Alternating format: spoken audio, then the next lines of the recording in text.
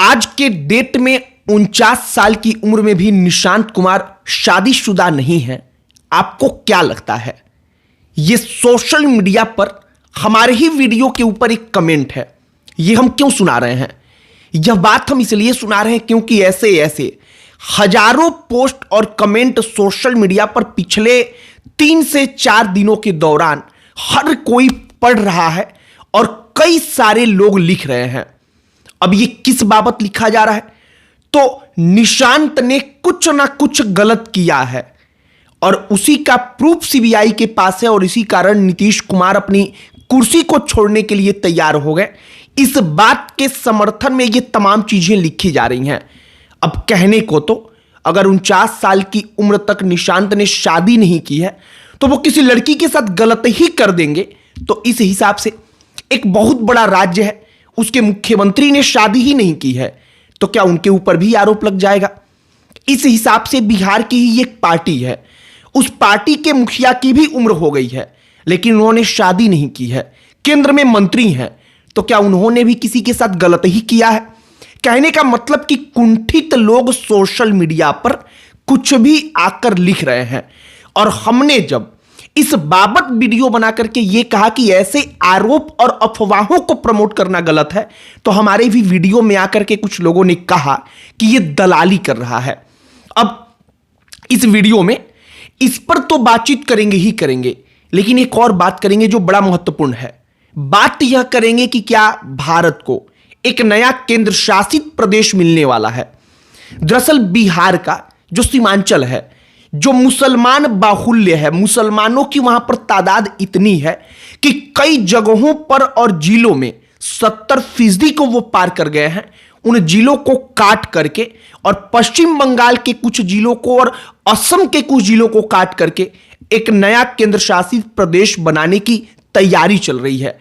इन तमाम चीजों के समर्थन में जो बातें कही जा रही हैं, सब पर चर्चा करेंगे, पूरी कहानी बताएंगे। लेकिन आगे बातचीत करने से पहले हमारा नमस्कार स्वीकार करिए। हमारा नाम मोहित कुमार सिंह है। सबसे पहले निशांत और नीतीश की कहानी के बारे में छोटा सा चर्चा कर लेते हैं। निशांत ने गलत किया, इसलिए नीतीश कुमार के ऊपर प्रेशर बन गया। नीतीश कुमार इसी डर से कुर्सी छोड़ने के लिए तैयार हो जाते हैं और निशांत कुमार को बचाने के लिए नीतीश कुमार की कुर्बानी ले ली गई। ये 4 बातें लगातार चल रही हैं। हमने इसके पहले भी वीडियो बना करके कहा कि कोई सबूत नहीं है।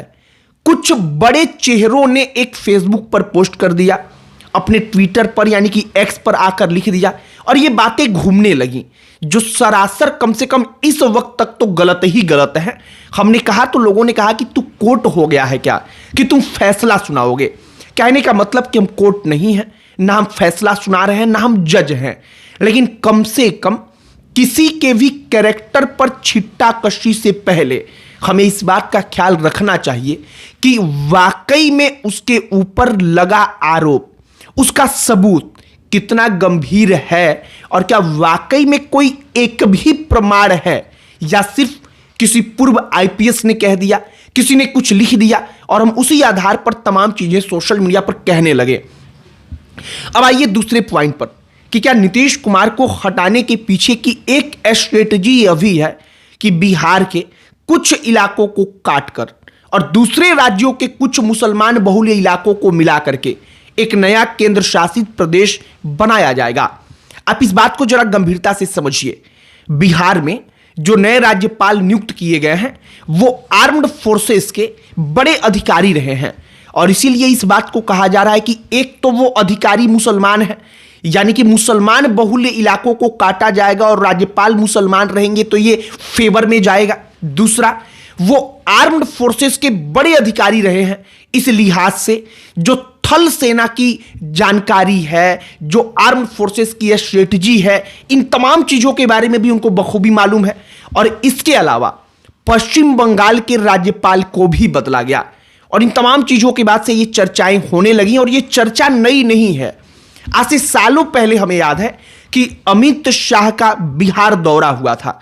उस बिहार दौरे के बाद से सीमांचल को काटा जाएगा, जिसको चिकन नेके कहते हैं, पतला सा रास्ता जो बिहार और पश्चिम बंगाल को जोड़ता है और वहां पर बांग्लादेश का बॉर्डर है। कहा गया कि उस चिकन नेक के इलाके में इस वक्त पर वो इतना सेंसिटिव है, उस इलाके में मुसलमानों की तादाद इतनी तेजी से बढ़ी है कि अब उसे कंट्रोल करने के लिए हो सकता है कि केंद्र सरकार केंद्र शासित प्रदेश बनाए और इसके बाद से वहां पर कुछ सख्त फैसले लिए जाएं। यह तो भविष्य का बात है कि भविष्य में क्या होगा, लेकिन फिलहाल पप्पू यादव जो पूर्णिया के सांसद हैं, उनको भी लगता है कि ऐसा होने वाला है। पप्पू यादव बाकायदा फेसबुक पर आकर पोस्ट करते हैं। वो कहते हैं कि जो सीमांचल है उसको काट करके बिहार से एक नया केंद्र शासित प्रदेश बनाने की तैयारी चल रही है।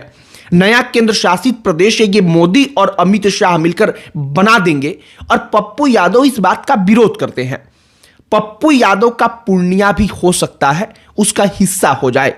पप्पू यादव जहां से सांसद हैं, और पप्पू यादव का एक डर यह भी होगा कि राजनीतिक समीकरण उस इलाके में बदल सकता है।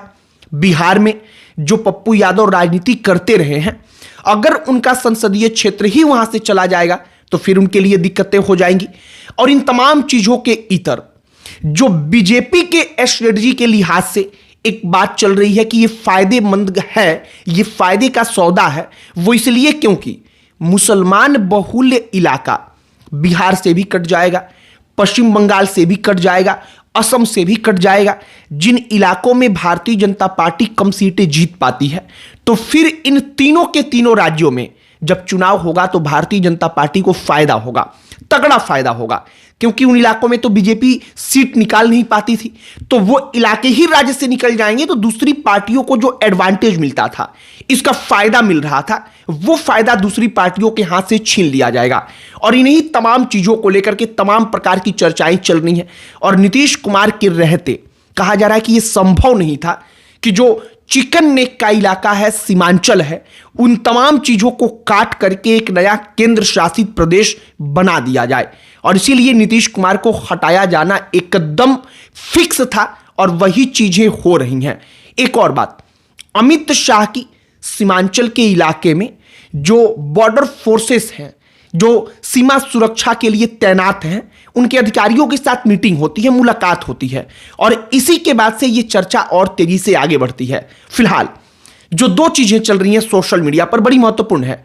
एक कि क्या नया केंद्र शासित प्रदेश मिलेगा, उसकी कहानी हमने आपको बताई कि ये तमाम चीजें कहां से शुरू हुई और क्यों इस तमाम प्रकार की बातों को बल मिल रहा है, और ये चीजें कई सालों से चल रही हैं। और हो सकता है कि इस वक्त पर इस बात की संभावना है, हम इससे इनकार नहीं कर रहे हैं, कि केंद्र की सरकार कुछ ऐसा कर सकती है। दूसरा, निशांत को लेकर के जो माहौल बना है, वो पूर्व आईपीएस, कुछ बड़े चेहरे, उनके सोशल मीडिया के जरिए यह माहौल बना है, जो हमने आपको बताने का, समझाने का प्रयास किया है। आपकी प्रतिक्रिया इस पर क्या है, कमेंट बॉक्स में लिखकर बताइएगा। इस वीडियो को यहीं पर समाप्त करते हैं। अंत में हमारा परिचय, हमारा नाम मोहित कुमार सिंह है। बहुत बहुत धन्यवाद।